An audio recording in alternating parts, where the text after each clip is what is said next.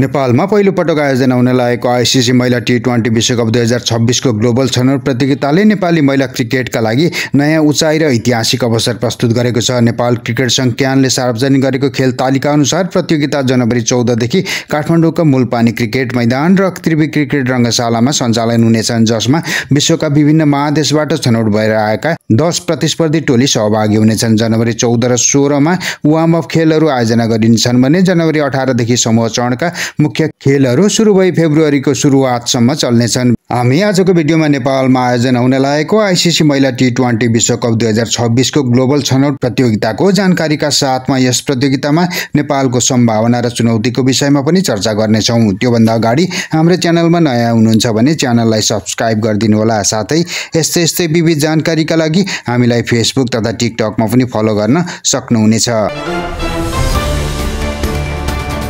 Global छनौटको समूह विभाजन अनुसार नेपाल समूह बी मा परेको छ, जहाँ उसले स्कटल्यान्ड, थाइल्यान्ड, नेदरल्यान्ड्स र जिम्बाब्वे जस्ता अनुभवी तथा प्रतिस्पर्धी टोलीहरूको सामना गर्नुपर्नेछ। समूह ए मा भने Bangladesh, Ireland, Namibia, Papua new र अमेरिका रहेका छन्, जसले प्रतियोगितालाई थप प्रतिस्पर्धात्मक बनाउने अपेक्षा गरिएको छ। प्रत्येक समूहका टोलीहरूले एक आपसमा खेल्दै अङ्क तालिकाको आधारमा अघिल्लो चरणमा पुग्ने प्रयास गर्नेछन्। नेपालले प्रतियोगिताको पहिलो खेल जनवरी 18 मा थाइल्यान्ड विरुद्ध माथिल्लो मूलपानी क्रिकेट मैदानमा खेल्नेछ। घरेलु दर्शकको समर्थन, परिचित पिच र मौसमको फाइदा उठाउँदै नेपालले बलियो सुरुवात गर्ने लक्ष्य राखेको छ। पछिल्लो समय महिला टोलीको प्रदर्शन सुधार हुँदै गएकाले अनुभवी विदेशी टोलीका विरुद्ध पनि प्रतिस्पर्धात्मक खेल देखाउने अपेक्षा गरिएको छ। नेपालले यसअघि महिला टी20 विश्वकप एसिया छनौट सफलतापूर्वक पार गर्दै इतिहासमै पहिलो पटक ग्लोबल छनौटमा स्थान बनाएको हो। यही उपलब्धिका कारण नेपालले आयोजकको जिम्मेवारी समेत पाएको हो, जसलाई क्यानले महिला क्रिकेट विकासको महत्त्वपूर्ण खुड्किलोको रूपमा लिएको छ।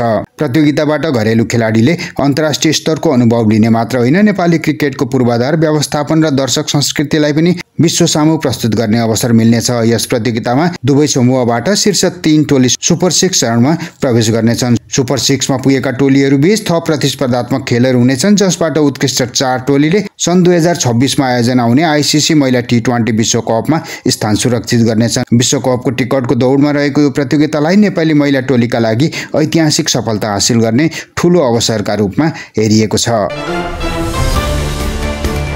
यसैबीच नेपाली महिला क्रिकेट टिमका नवनियुक्त मुख्य प्रशिक्षक हर्षल पाठकले नेपाली टोली आईसीसी महिला टी20 विश्वकपमा छनौट हुनेमा आफू पूर्ण रूपमा आशावादी रहेको बताएका छन्। नेपाल क्रिकेट संघले मंगलबार आयोजना गरेको प्रशिक्षक समूहको अन्तर्क्रिया कार्यक्रममा बोल्दै पाठकले नेपाली महिला टोलीमा प्रतिस्पर्धा गर्ने पर्याप्त क्षमता रहेको र सही योजना तथा त्यसको प्रभावकारी कार्यान्वयन हुन सके राम्रो नतिजा निकाल्न सकिने विश्वास व्यक्त गरे। उनले नेपाललाई यसअघि पनि विपक्षी टोलीको रूपमा नजिकबाट अध्ययन गरेको उल्लेख गर्दै यहाँको टोलीमा सम्भावना र प्रतिभाको कमी नभएको बताए। उनले भने, यहाँको क्रिकेट वातावरण निकै सकारात्मक छ। मैले नेपाललाई विपक्षीका रूपमा पनि हेरेको छु। टोलीमा राम्रो प्रदर्शन गर्न सक्ने क्षमता छ, त्यसैले विश्वकपमा छनौट हुने सम्भावना राम्रो देखेको छु। उनले तयारीको क्रममा स्पष्ट रणनीति बनाएर त्यसलाई मैदानमा उतार्न सके सफलता सम्भव हुने धारणा राखे। पाठकले नेपालका खेल मैदान र मौसमीय कन्डिसनलाई पनि महिला क्रिकेटका लागि अनुकूल रहेको बताए। उनका अनुसार स्थानीय कन्डिसनलाई राम्रोसँग बुझेर त्यसको फाइदा उठाउन सक्ने टोली नै प्रतियोगितामा सफल हुनेछ। यहाँको कन्डिसन राम्रो प्रदर्शन गर्न सक्ने खेलाडीका लागि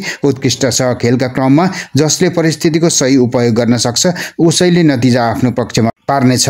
क्यानका म्यानेजर विनोद दासका अनुसार हर्षल पाठकसँग हालका लागि 2 वर्षको सम्झौता गरिएको छ। आसन्न आईसीसी महिला टी20 विश्वकप ग्लोबल छनौट प्रतियोगितालाई लक्षित गर्दै क्यानले पहिलो पटक विदेशी मुख्य प्रशिक्षक नियुक्त गरेको हो। क्यानको यो निर्णयले नेपाली महिला क्रिकेटलाई अन्तर्राष्ट्रिय स्तरमा प्रतिस्पर्धी बनाउने र दीर्घकालीन विकासमा महत्त्वपूर्ण योगदान पुर्याउने अपेक्षा गरिएको छ।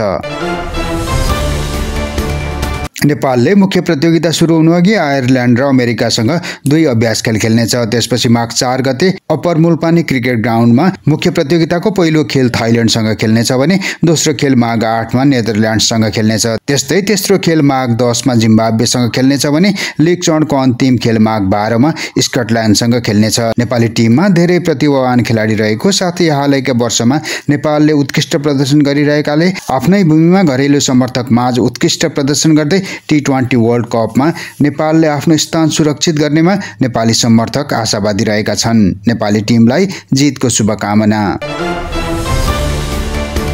तपाईलाई के लाग्छ? के नेपालले उत्कृष्ट प्रदर्शन गर्दै वर्ल्ड कपमा आफ्नो स्थान सुरक्षित गर्न सक्ला? आफ्नो विचार कमेन्टमा लेख्नुहोला। साथै तपाईलाई हाम्रो भिडियो कस्तो लाग्यो कमेन्ट गर्नुहोला। मन परेमा एक लाइक तथा हाम्रो च्यानलमा नयाँ हुनुहुन्छ भने च्यानललाई सब्स्क्राइब पनि गरिदिनु होला। साथै यस्तै विविध जानकारीका लागि हामीलाई फेसबुक तथा टिकटकमा पनि फलो गर्न सक्नुहुनेछ। भिडियो हेरिदिनु भएकोमा तपाईलाई धेरै धेरै धन्यवाद।